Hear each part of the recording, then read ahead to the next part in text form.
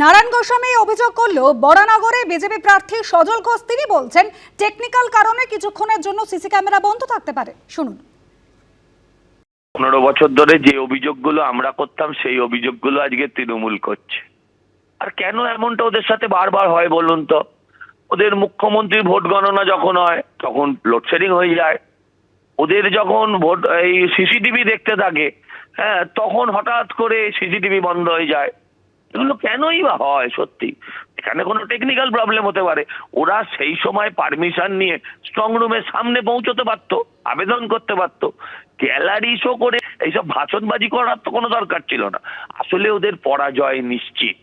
যারা এতদিন ইভিএম এ গন্ডগোল করে, ইভিএম এ কারচুপি করে, ওরা তো সব জানে যে কিভাবে কি করেছে।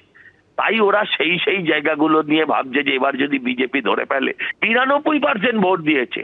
অপেক্ষা করুন, 4 তারিখে বাংলার মানুষ ঢাক ঢোল বাজিয়ে এই সরকারের বিসর্জন দিয়ে আসবে।